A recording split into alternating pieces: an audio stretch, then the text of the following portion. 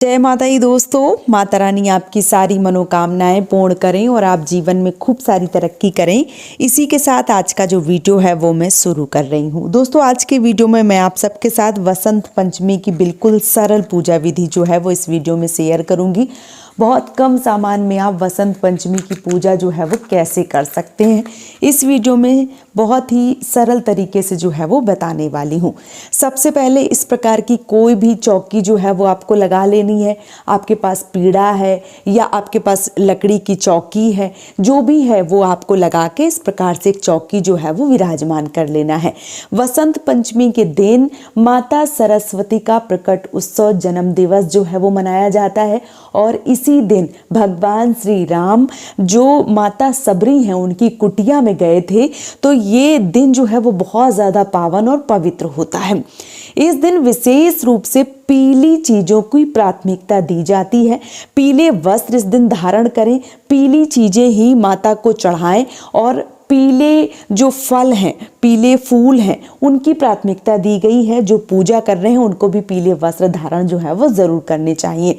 जो भी सुहागन स्त्रियां हैं वो पूजा करते समय अपने 16 श्रृंगार जो है वो ज़रूर धारण करें, उसके बाद माता की पूजा करें। और जब पूजा करें, जो भी सुहागन स्त्रियां हैं भले ही 5 जो सुहाग का सामान है वो चढ़ाएं ज़रूर। और जो बच्चे पूजा कर रहे हैं, जिस भी प्रकार से कम सामान में जो चीज़ें हैं उनसे आप पूजा जो है वो वसंत पंचमी वाले दिन जरूर करें। ये मैं अपने हर वीडियो में कहती हूँ, भले ही सामान कम पड़ जाए लेकिन आपका भक्ति और भाव जो है वो कम नहीं होना चाहिए। पूजा जो है वो आपको जरूर करनी चाहिए। तो मैंने यहाँ पे एक चौकी जो है वो लगा ली है, उसके ऊपर एक पीले रंग का वस्त्र बिछा लिया है। यहाँ पे मैंने माता की फोटो रख दी है। अगर आपके पास विग्रह है तो आप विग्रह की भी पूजा कर सकते हैं। इसके साथ ही साथ यहाँ पे मैंने जो भगवत गीता है वो रखी हुई है। आपके पास जो भी धार्मिक ग्रंथ है, कोई भी पुस्तक है वो आप रखें। बच्चों की जो भी पुस्तकें हैं, जो भी कॉपी किताबें हैं, पेन है वो रखें। वाद्य यंत्र, क्योंकि माता जो है वो स्वर की देवी हैं, उनके हाथ में वीणा जो है वो सदैव रहता है, संगीत की देवी हैं। इसलिए यहाँ पे जो भी चीज़ें हैं आपके पास, भले ही बांसुरी हो, घंटी हो, तबला हो, ढोलक हो। मैंने यहाँ पे बांसुरी और घंटी जो है वो इसलिए रखी है क्योंकि ये बहुत ही आसानी से सब घरों में मिल जाती हैं। तो मैंने यहाँ पे बांसुरी और वहाँ पे घंटी रखी है। अगर आपके पास घंटी है तो घंटी रख दें, बांसुरी नहीं है तो कोई बात नहीं। ढोलक है, तबला है, हारमोनियम है, जो भी वाद्य यंत्र हैं वो आप जरूर रखें। अगर आप घुंघरू हैं आपके पास तो घुंघरू भी रख सकते हैं, या आपके पास तबला है, वाद्य यंत्र जो भी हैं, क्योंकि माता जो हैं वो संगीत की देवी हैं, विद्या की देवी हैं। तो ये चीज़ें जो है वो ज़रूर रखें, अगर हैं तो। नहीं है तो कोई दिक्कत नहीं है। तो मैंने यहाँ पे ये सारी चीज़ें जो है वो रख दी हैं। यहाँ पे माता जी की फोटो जो है वो विराजमान की है। उससे पहले मैंने पीले चावल का आसन दिया है। यहाँ पे दीपक के नीचे भी मैंने पीले चावल जो है वो रखे हैं। और अब हम सबसे पहले जो दीपक है वो जलाएंगे और उसके बाद अपनी पूजा जो है वो प्रारंभ करेंगे। फिर से बोल रही हूँ, बिल्कुल सरल पूजा जो है वो मैं दिखाने वाली हूँ। कम सामान में किस प्रकार से पूजा जो है वो करनी चाहिए वो इस वीडियो में आप सबको देखने को मिलेगा। तो यहाँ पे मैंने जो दीपक है वो प्रज्वलित जो है वो कर दिया है। अब हमें क्या करना है, अब हमें माता जी को भाव स्वरूप स्नान करवाना है। तो भाव स्वरूप स्नान करवाने के लिए हम थोड़ा सा जल लेंगे और जल में जो है वो एक पुष्प डालेंगे और माता जी को स्नान जो है वो करवाएंगे। तो इस प्रकार से मैंने जो जल है वो ले लिया है और एक मैंने पुष्प लिया है, इस प्रकार से जल लिया है और भाव रूपी स्नान जो है वो करवाएंगे। सबसे पहले दीपक को स्नान करवाएंगे और उसके बाद माता को स्नान जो है वो करवाएंगे। यहाँ पे मैंने ना कलश की स्थापना की है और ना ही मैंने गणपति भगवान को विराजमान किया है। अगर आप बड़ी पूजा कर रहे हैं तो कलश की स्थापना भी कर सकते हैं, गणपति को भी विराजमान कर सकते हैं। और सरल पूजा करना है तो आप माता जी की ही पूजा जो है वो कर सकते हैं। इस प्रकार से मैंने भाव स्वरूप स्नान जो है वो करवा दिया है। अब आज के दिन जो तिलक है उसका बहुत ज़्यादा योगदान है। तो आज के दिन अगर केसर मिल जाता है तो केसर का तिलक माता रानी को जरूर करें। अगर केसर नहीं मिलता है तो आप हल्दी का तिलक जो है वो कर सकते हैं। इसके साथ ही साथ अगर पीली हल्दी, जैसे ये कच्ची हल्दी है, अदरक जैसी होती है पर ये हल्दी है, देखिए पीला जो है वो थोड़ा सा है, अगर ये मिल जाता है तो ये आप ज़रूर चढ़ाएं, और अगर नहीं मिलता है तो हल्दी की गांठें चढ़ाएं, और अगर गांठें भी नहीं है तो जो सूखी हल्दी है वो ज़रूर चढ़ाएं। हल्दी का पीली चीज़ों का विशेष महत्व है, तो ये चीज़ें जो है वो आपको ज़रूर चढ़ानी चाहिए। तो यहाँ पे मैं सबसे पहले तिलक जो है वो माता रानी का करूँगी और दीपक का पूजन करूँगी, उसके बाद जो चीज़ें हैं वो हम चढ़ाएंगे। तो यहाँ पे मैंने हल्दी का और चंदन का, केसर का तिलक जो है वो कर देना है। याद रखें आज के दिन माता के जो माँ ने वाद्य यंत्र लिया है वीणा, उसका भी तिलक करना है। हाथ में स्फटिक का माला लिया है, उसका भी तिलक करना है माता के चरणों में। और जो माता का वाहन है, हंस है तो हंस, मोर है तो मोर, उन सब का आज के दिन तिलक जो है वो ज़रूर करना होता है। इस प्रकार से जो तिलक है वो हमने यहाँ पे कर दिया है।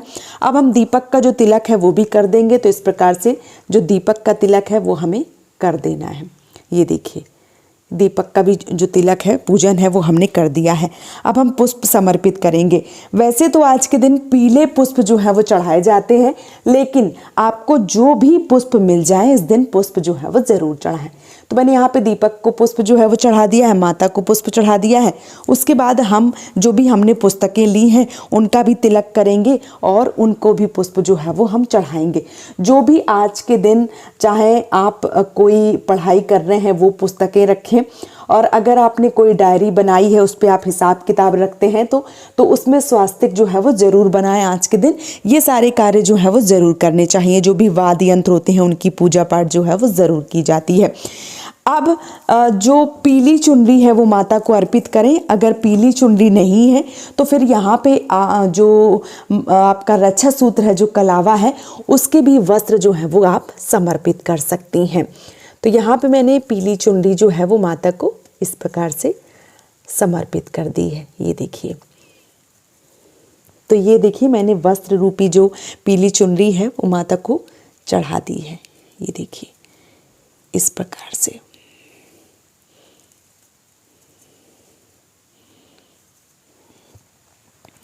चुन्नी जो है वो चढ़ाने के बाद हमें क्या करना है, अब हमें आज के दिन गुलाल जो है वो लगानी होती है। तो गुलाल जो है वो अगर आपके पास है तो आज के दिन गुलाल जो है वो ज़रूर चढ़ाएं। तो यहाँ पे गुलाल जो है वो लेके और माता को गुलाल जो है वो हम ज़रूर लगाएंगे इस प्रकार से। गुलाल चढ़ाने के बाद में अब यहाँ पे हम कुछ मेवे जो है वो माँ को अर्पित करेंगे इस प्रकार से। और जो भी फल हैं आज के दिन बेर जो हैं वो ज़रूर चढ़ाए जाते हैं। इसके अलावा आप अंगूर, संतरा या जो अमरूद हैं वो भी अर्पित कर सकते हैं इस प्रकार से। तो यहाँ पे जो फल हैं वो मैंने चढ़ा दिए हैं। अब हम क्या करेंगे, हमारे यहाँ आज के दिन जो पीली बूंदी है वो चढ़ाई जाती है। बहुत सारे लोगों के यहाँ वसंती चावल यानी कि पीले चावल जो है वो चढ़ाए जाते हैं। अपने अपने घर की परंपरा के अनुसार चीज़ें जो हैं वो बनती हैं। हमारे यहाँ आज के दिन बूंदी का प्रसाद लगता है। भले ही आप बूंदी घर पर बनाएं या आप बूंदी के लड्डू, बूंदी का प्रसाद जो है वो चढ़ता है। तो यहाँ पर मैंने मीठी बूंदी जो है वो बनाई हुई है और ये भोग जो है वो मैं माँ को समर्पित कर रही हूँ। इस प्रकार से भोग जो है वो स्वीकार करें माता रानी। तो इस प्रकार से मैंने पीली बूंदी जो है वो चढ़ा दी है। आप यहाँ पे वसंती चावल यानी कि पीले चावल जो हैं वो भी अर्पित कर सकते हैं। इसके साथ ही साथ माता को 5, 7, 11, 16 श्रृंगार की चीज़ें जो है वो ज़रूर अर्पित करनी चाहिए। तो यहाँ पे मैंने कुछ सामान जो है वो माता को चूड़ी, बिंदी, श्रृंगार की जो चीज़ें हैं वो मैंने ले ली हुई हैं और ये मैं माता को जो है वो अर्पित कर रही हूँ। इस प्रकार से जो सुहाग है, जो श्रृंगार की चीज़ें हैं वो आपको ज़रूर चढ़ानी चाहिए। कुछ दक्षिणा जो है वो हम ज़रूर चढ़ाएंगे ताकि पूजा में रही जो भी गलतियां हैं, जो भी चीज़ें कमी है वो पूजा जो है वो पूर्ण हो जाए, इसलिए। इसके साथ ही साथ यहाँ पे मैंने कच्ची हल्दी जो है वो ली हुई है। तो कच्ची हल्दी हम चढ़ा रहे हैं। अगर आपके पास मान लीजिए ये कच्ची हल्दी नहीं मिलती आपको तो जो हल्दी की गांठें आती हैं उनका माला भी माता को चढ़ाया जा सकता है। ये कच्ची हल्दी की 2 गांठें जो है वो ज़रूर चढ़ाएं, लेकिन चढ़ाना जो है वो आपको ज़रूर चाहिए। आज के दिन ये चीज़ें जो है वो ज़रूर चढ़ाई जाती हैं। इसके साथ ही साथ जिस प्रकार से हमने भोजन जो है वो चढ़ा दिया है तो अब हम जल जो है वो भी रखेंगे। तो यहाँ पे 1 लोटा शुद्ध जल जो है वो मैंने माता को अर्पित कर दिया है। और इसके साथ ही साथ अब वसंत पंचमी की जो कथा है वो पढ़ी जाती है। तो हाथ में थोड़े से पुष्प और थोड़े से चावल जो है वो लेके वसंत पंचमी की कथा सुने और उसके बाद माता की आरती जो है वो आपको ज़रूर करनी चाहिए। तो कथा जो है वो सुनने के बाद में माता की आरती करें। तो आरती जो है वो आप धूप दीप से या कपूर की आरती जो है वो कर सकते हैं। तो यहाँ पे मैंने धूप की आरती जो है वो माता को इस प्रकार से करना है, ये देखिए। और इस दिन आप अपने बच्चों को पूजा में शामिल जो है वो ज़रूर करें, क्योंकि बच्चों की विद्या की देवी हैं, तो बच्चों को इस पूजा में शामिल जो है वो ज़रूर करना चाहिए। इस प्रकार से जो धूप की आरती है वो कर देना चाहिए। और उसके बाद हम माँ को करेंगे प्रणाम। हमारी पूजा में कोई अगर गलती रही हो तो माता रानी उसे माफ़ करें और हमारी पूजा को स्वीकार करें और हमारी जो भी मनोरथ है उसको पूर्ण करें। इस प्रकार से जो पूजा है वो की जाती है। इसके साथ ही साथ जो पूजा है वो हमारी समाप्त हो जाती है। माता को प्रणाम करें और अपनी पूजा को विराम दें। तो उम्मीद करती हूँ कि ये सरल पूजा विधि आप सबको पसंद आई होगी। अगर आप सबको वीडियो पसंद आया है तो आप मुझे सपोर्ट ज़रूर करें, इस चैनल को सब्सक्राइब करके और वीडियो को लाइक करके। आज का वीडियो यहीं पे समाप्त कर रही हूँ दोस्तों। जय माता दी।